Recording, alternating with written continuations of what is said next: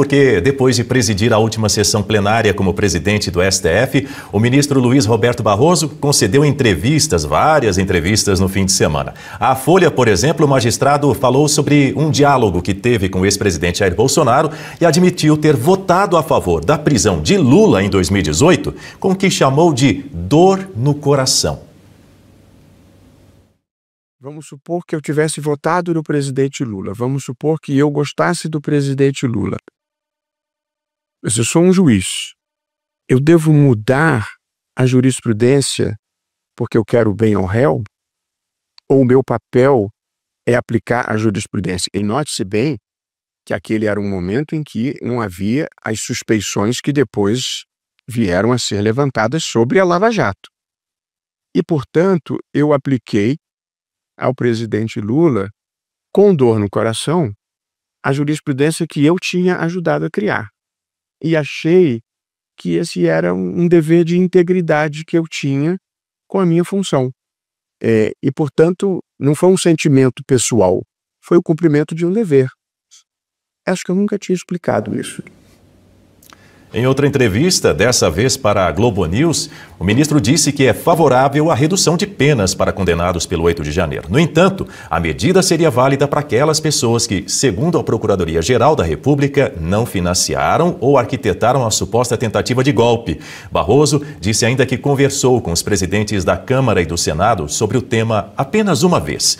Barroso comentou também a pressão da oposição pelo impeachment de ministros do Supremo. Vejo com muito maus olhos a perspectiva de impeachment, mas não em causa própria, mas em nome da preservação, Márcio, da institucionalidade. Você faz impeachment, seja de presidente da República, seja de ministro do Supremo, caso haja um crime de responsabilidade, alguma coisa grave, um ato de corrupção, uma coisa dramática. Você não faz impeachment de presidente porque não gostou da decisão de ministro do Supremo, porque você não gostou da decisão que ele tomou. Mesmo nos Estados Unidos, onde a configuração da Suprema Corte e a relação com a sociedade é completamente diferente daqui, o presidente John Roberts, quando o presidente Trump falou impeachment de ministro, ele disse alto lá. Quando você não gosta de uma decisão, você recorre, não pede impeachment de ministro. De modo que eu vejo com naturalidade a possibilidade de haver uma bancada mais conservadora nas próximas eleições. Como eu falei, a democracia é a disputa do voto. Se mais conservadores vencerem, faz parte do jogo. E acho que os progressistas, os liberais, é que têm que se movimentar. A gente não exclui do jogo alguém que tem uma posição que a gente não gosta. Já para a CNN, Barroso falou sobre a revogação do seu visto para entrar nos Estados Unidos. Ele também chamou o uso da Lei Magnitsky contra o ministro Alexandre de Moraes e sua família de medida injusta. Algum tipo de liderança política que trouxe essa consequência muito negativa de extrair o pior das pessoas, em termos de violência, de intolerância, de agressividade. Essa é uma novidade que não havia no Brasil. Acho que o custo pessoal maior é o dos riscos para a segurança pública. Essa questão dos Estados Unidos, quanto ao visto, é desagradável, é uma pena que tenha acontecido, é injusto, mas não deixa de ser uma competência discricionária de cada país dizer quem pode visitá-lo e quem não pode. A Magnitsky, que eu achei uma coisa muito irrazoável e injusta, e eu espero que isso possa ser revertido em pouco tempo.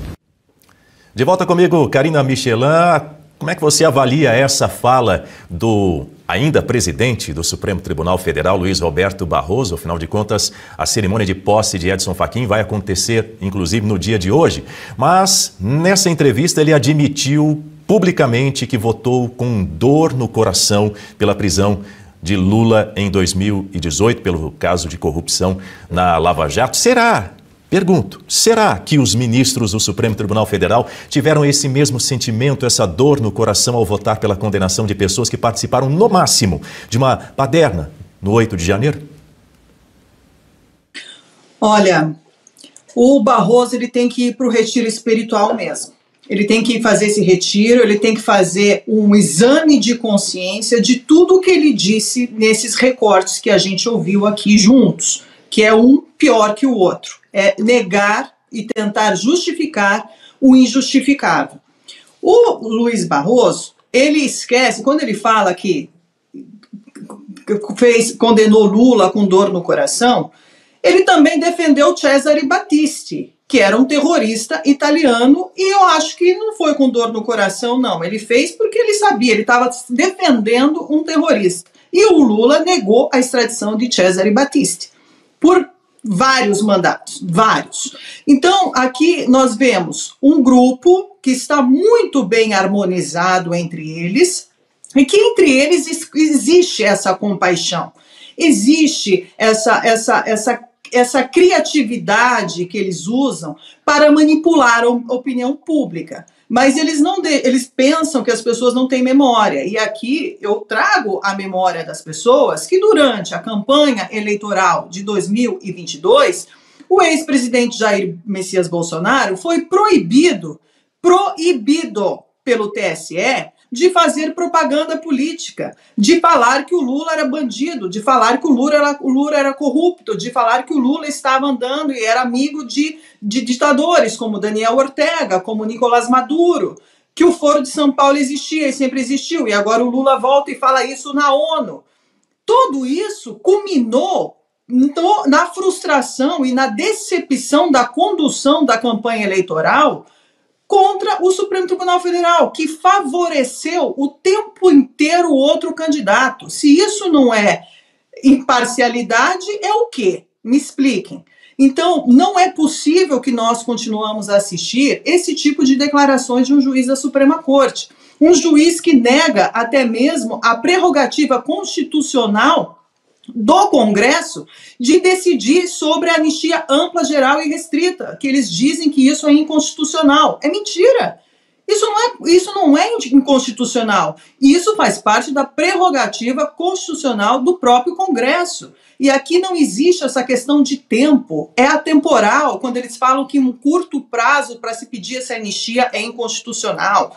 Também é falso. Então, eles estão buscando subterfúgio para manipular a opinião pública e pegar aquelas pessoas que estão desinformadas, que não seguiram passo a passo nos últimos anos todas as condutas do Supremo Tribunal Federal. E muitas delas, como ele defende o Alexandre de Moraes, muitas delas foram tomadas de forma monocrática, onde Alexandre de Moraes, com seu grupo, definia a estratégia de ataque e eles assinavam embaixo. É isso que aconteceu. Agora, o que eles querem? Eles têm que se proteger, têm que se blindar. E eu pergunto aqui para vocês, a partir do momento que qualquer funcionário público, até mesmo, vamos sair da esfera pública, até mesmo um médico, que comete um erro médico, que comete qualquer ato ilícito dentro da profissão, morte, o que seja, que culmina numa morte, o que ele é? Ele é afastado, esse médico, e ele é punido. Aqui, por que esses juízes da Suprema Corte não podem ser afastados, punidos e investigados pelos crimes que eles cometeram? Por que isso não pode acontecer? Porque eles estão, obviamente, influenciando nos poderes. E aqui eles falam todo o tempo que eles não influenciam porque os poderes se conversam. A gente não pode esquecer que Barroso esteve em Roma, no velório do Papa, em uma van, e ele conta isso publicamente, que estava numa van com Hugo Mota e o Davi Alcolumbre, e eles estavam decidindo sobre a anistia. Eu acho que está dando um delay aqui no meu áudio, né? Então, assim, esse negócio da anistia, como que ele vai dizer que ele não pode, a violação ali nesse sentido, quando ele fala da violação do STF, e o STF que está invadindo as competências do Congresso em ditar qual anistia pode ou não pode ser discutida, qual impeachment pode ou não pode ser discutido. Portanto, não é o Congresso que viola as prerrogativas, mas sim é o Supremo que está impondo limites políticos e essas deliberações. É isso que está acontecendo. Então, o Barroso ele não passa de uma voz falaciosa que tenta, mais uma vez, encobrir todos os crimes que o STF cometeu nas mãos desses ministros, não a instituição. Aqui eu defendo a instituição, estou falando dos ministros.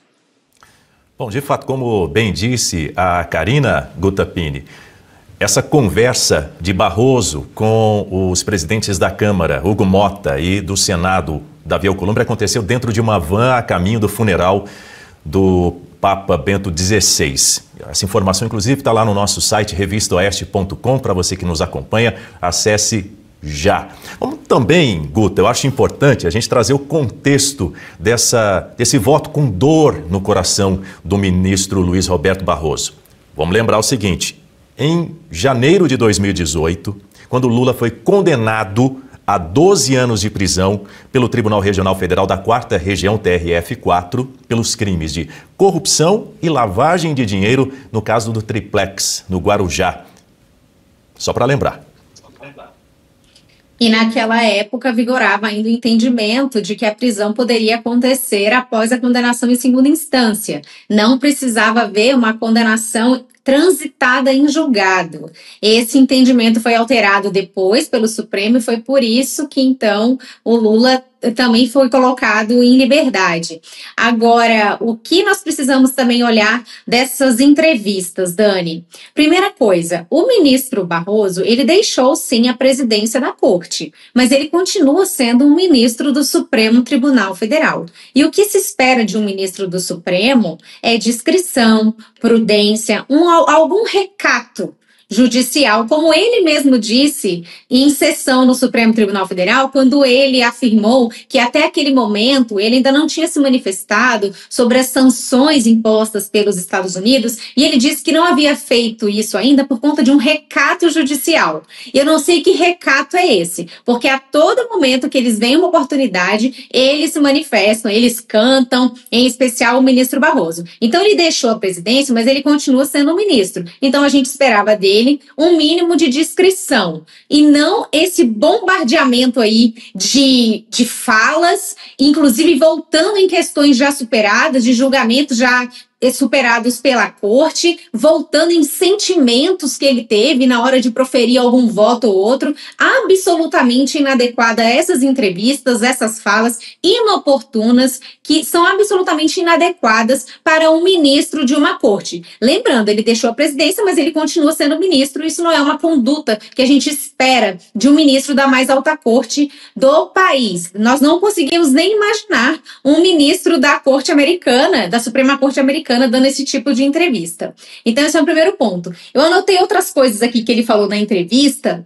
Ele disse da dor no coração que ele teve na condenação do Lula, no voto que ele proferiu, mas na mesma entrevista, ali na mesma frase, ele disse que houve sim corrupção, que é inegável que houve tudo isso. Então, como é que alguém tem dor no coração para condenar alguém que cometeu corrupção e lavagem de dinheiro?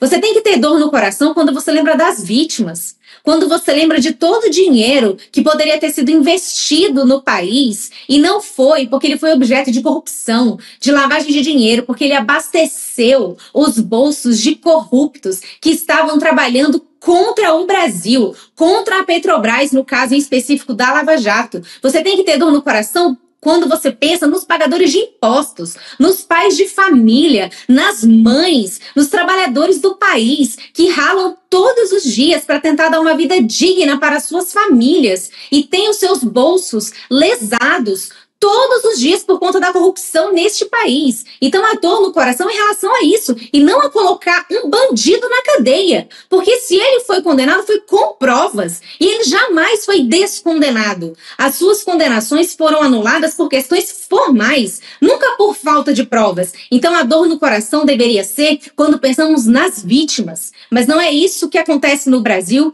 E olha só o exemplo que um ministro que foi presidente da Suprema Corte do país está passando para os demais juízes. Dor no coração ao colocar um corrupto na cadeia. Que vergonha, ministro Barroso. Agora, o outro ponto que eles tentam sempre é um sofisma, né? São os sofistas, aqui levando um pouco para a questão filosófica dos gregos.